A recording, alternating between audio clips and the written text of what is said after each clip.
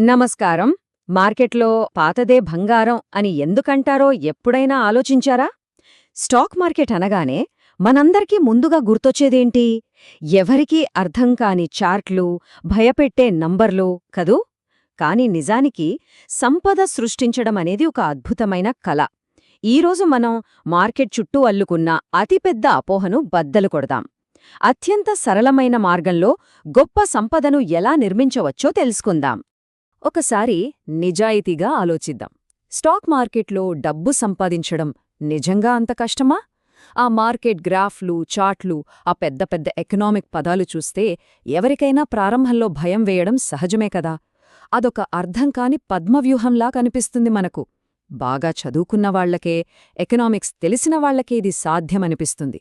కాని నమ్మండి, అదంతా కేవలం మన మనస్సులో ఉన్న భయం మాత్రమే. ఈ విషయాన్ని అర్థం చేసుకోవడానికి ప్రపంచ ప్రఖ్యాత ఇన్వెస్టర్ వారెన్ బఫెట్ చెప్పిన ఒక అద్భుతమైన మాటను గుర్తుచేసుకుందాం. ఆయనేమంటారంటే, పెట్టుబడిదారుల స్కోర్బోర్డ్ అనేది ఒలింపిక్ డైవింగ్ పద్ధతుల్లో లెక్కించబడదు అని. అంటే మనమెంత కష్టపడి, ఎంత క్లిష్టమైన పద్ధతిలో డబ్బు సంపాదించాము అనే దానికి మార్కెట్ మనకు ఎలాంటి అదలపు మార్కులు, బోనస్ పాయింట్లు ఇవ్వదు. డబ్బును ఎంత సులభంగా సంపాదించినా, కష్టపడి సంపాదించినా దానికి ఉండే విలువ ఒకటే కదా. మొదటి భాగం, పెట్టుబడిలో అసలైన నిజం. చూడండి, రోజు చివర్లో మన బ్యాలెన్స్ షీట్ చూసేది కేవలం లాభాలను మాత్రమే. ఆ డబ్బును మనమందరికీ సులభంగా అర్థమయ్యే వ్యాపారంలో పెట్టి సంపాదించామా, లేదా ఎవరికీ అర్థం కాని ఏదో పెద్ద రాకెట్ సైన్స్ లాంటి టెక్నాలజీ కంపెనీలో పెట్టి సంపాదించామా అనేది అస్సలడగదు. నిజం చెప్పాలంటే ప్రపంచంలో సృష్టించబడిన అతిపెద్ద సంపదలన్నీ కూడా ఇలాంటి రాకెట్ సైన్స్ లేకుండా చాలా చాలా సింపుల్గా ఉండే పద్ధతుల ద్వారానే వచ్చాయి. ఇక్కడ మనం మాట్లాడుకోవాల్సిన అత్యంత ఆసక్తికరమైన పదం కామన్ సెన్స్. అంటే మన రోజువారీ వ్యాపారాల గురించి సూటిగా స్పష్టంగా ఆలోచించడం.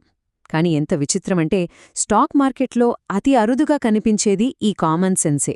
ఎందుకో తెలుసా? మన అహంకారం. మనం ఏదో అసాధారణమైనది, గొప్పది సాధించేశామనే ఫీలింగ్ కోసం అనవసరంగా కష్టమైన మార్గాలను ఎంచుకుంటూ ఉంటాం. ఇక రెండవ భాగం, సులభమైనవి వర్సెస్ కష్టమైనవి. ఈ రెండు రకాల వ్యాపారాల మధ్య ఉన్న వ్యత్యాసాన్ని చూద్దాం. ఒక్కసారి ఆలోచించండి. ఒకవైపు కోకాకోలా, కెచప్, సబ్బులు లాంటి మన రోజువారీ వస్తువులు. మరోవైపు చూస్తే గాలిమరల ద్వారా కరెంటు తయారు చేయడం లాంటివి, లేదా చాలా కష్టమైన ఇన్ఫ్రా ప్రాజెక్టులు. ఆ సాధారణ వస్తువుల వ్యాపారం ఎలా నడుస్తుందో ఒక సామాన్యుడికి కూడా ఇట్టే అర్థమైపోతుంది కదా. కాని ఆ సంక్లిష్టమైన ప్రాజెక్టుల విషయంలో ఎప్పుడు ఏం జరుగుతుందో ఆ కంపెనీల యజమానులకు కూడా ఖచ్చితంగా తెలీదు. ఈ కష్టమైన, సంక్లిష్టమైన వ్యాపారాలు మనుగడ సాగించాలంటే వాతావరణం, దేశ ఆర్థిక పరిస్థితి, వడ్డీ రేట్లు ఇవన్నీ 100% అనుకూలంగానే ఉండాలి.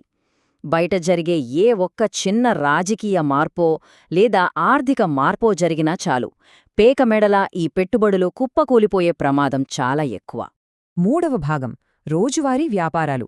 అసలు వీటికున్న శక్తి ఏంటో ఇప్పుడు తెలుసుకుందాం. మార్కెట్లో వడ్డీ రేట్లు పెరిగిపోయాయని, లేదా దేశంలో ఏదో రాజకీయ సంక్షోభం వచ్చిందని ఎవరైనా ఆహారం తినడం మానేస్తారా? లేదా పొద్దున్నే సబ్బుతో స్నానం చేయడం, షేవింగ్ చేసుకోవడం ఆపేస్తారా? అస్సలు ఆపురు కదా. ఈ ప్రాథమిక అలవాట్లు ఎప్పటికీ మారవు. ఖచ్చితంగా ఈ స్థిరత్వమే అటువంటి కంపెనీలకు నిరంతరంగా కాసులు వర్షం కురిపిస్తుంది. ఒకవేళ అనుకోకుండా ఆర్థిక వ్యవస్థ పతనమై మాంద్యం వచ్చిందనుకోండి, అప్పుడు ఈ సంక్లిష్టమైన టెక్నాలజీ వ్యాపారాలు చాలా తీవ్రమైన నష్టాలను చూస్తాయి. అదే మన దైనందిన జీవితపు అలవాట్లతో ముడిపడి ఉన్న వస్తువులకు మాత్రం ఎప్పుడూ స్థిరమైన డిమాండ్ ఉంటుంది.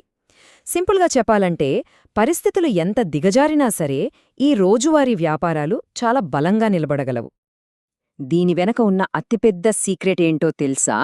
మన జనాభా. సుమారు 121 కోట్లకు పైగా ఉన్న ఈ జనాభా ప్రతిరోజూ ఏదో ఒక వస్తువును వాడుతూనే ఉంటుంది కదా. ఇది ఎప్పటికీ ఆగని, పెరుగుతూనే ఉండే ఒక భారీ డిమాండ్ను సృష్టిస్తుంది. అందుకే పతంజలి లాంటి ఒక కొత్త కంపెనీ మార్కెట్లోకి వచ్చినంత మాత్రాన అప్పటికే ఉన్న పాత కంపెనీల వ్యాపారం ఏమీ నాశనం అయిపోదు. ఎందుకంటే ఇక్కడ అందరికీ సరిపడా మార్కెటుంది. నాలుగవ భాగం, మార్పు మరియు స్థిరత్వం. ట్రెండ్స్కి, టైంకి అతీతంగా ఉండే విషయాలు. ఒకప్పుడు మొబైల్ ప్రపంచాన్ని ఏలిన నోకియా కంపెనీ గుర్తుందా? ఒకప్పుడు అది నంబర్ 1, ప్రపంచాన్ని కనెక్ట్ చేసింది. కానీ ఇవాడ అసలు దాని ఊసే లేదు కదా. టెక్నాలజీ అనేది ఎంత క్రూరంగా, ఎంత ఫాస్ట్గా మారిపోతోందో చెప్పడానికి ఇదొక బెస్ట్ ఎగ్జాంపుల్. ఎంత పెద్ద అగ్రగామి కంపెనీ అయినా సరే కాలంతో పాటు మారకపోతే క్షణాల్లో కనుమరుగైపోతుంది. దీనికి పూర్తి ఆపోజిట్గా అమోల్ లేదా హల్దీరామ్ లాంటి బ్రాండ్స్ చూడండి. వీటిని మనం ముద్దుగా భారతదేశపు హృదయాలు అని పిలుచుకోవచ్చు. వీటి వ్యాపారం ప్రతిరోజూ మారే ట్రెండ్స్ మీద ఆధారపడి ఉండదు. ఇవి ఎలా పనిచేస్తున్నాయో అర్థం చేసుకోవడానికి మనం రోజూ కూర్చుని పెద్ద పెద్ద అనాలిసిస్లు చేయాల్సిన పనే లేదు. ఇంకో 20 ఏళ్ల తర్వాత కూడా ఇవి ఇలాగే బలంగా ఉంటాయని ఎవరైనా చాలా సులభంగా చెప్పేయొచ్చు. ఇందాక మనం అనుకున్నట్లుగా సూటిగా స్థిరంగా ఉండే ఈ రంగాల్లో ఒక కొత్త పోటీదారుడు వచ్చినంత మాత్రాన మార్కెట్ మొత్తం కుప్పకూలిపోదు. పతంజలి లాంటి కొత్త బ్రాండ్ ఎంట్రీ ఇచ్చినా కూడా మిగతా పాత కంపెనీల డిమాండ్ అలాగే స్ట్రాంగ్గా కొనసాగింది. ఎందుకంటే మన వినియోగదారుల పునాది అంత పెద్దది, అంత అపారమైనది అన్నమాట. ఇక చివరిది 5వ భాగం, సంపద సృష్టించే అసలైన నియమాలు. నిజమైన సంపద అనేది ప్రతిరోజూ కొత్త కొత్త స్ట్రాటజీలు వెతకడం వల్ల రాదు. కఠినమైన క్రమశిక్షణ, కరెక్ట్ మనీ మేనేజ్మెంట్, అన్నిటికంటే ముఖ్యంగా మనమనుకున్న ప్లాన్ను పర్ఫెక్ట్గా అమలు చేయడం మీదే ఆధారపడి ఉంటుంది. అనవసరమైన రిస్కులు తీసుకోకుండా మన ట్రేడ్స్ పరిమితుల్లో ఉంచుకుని ఈ బేసిక్ రూల్స్ పాటిస్తే చాలు, విజయం దానంతటదే వస్తుంది. ఇక్కడ అసలైన మ్యాజిక్ సరళతను సాధించడంలో ఉంది. ప్రపంచంలో ఉన్న కష్టమైన చార్ట్లు, లెక్కలు అన్నీ నేర్చుకోవాలనే ఆరాటంలో జీవితమంతా వృధా చేసుకోకండి. చివరికి జేబులో ఒక్క రూపాయి కూడా మిగల్చుకోలేని పరిస్థితి రాకూడదు కదా. మార్కెట్లో మనకు అన్నీ తెలియాల్సిన అవసరం లేదు.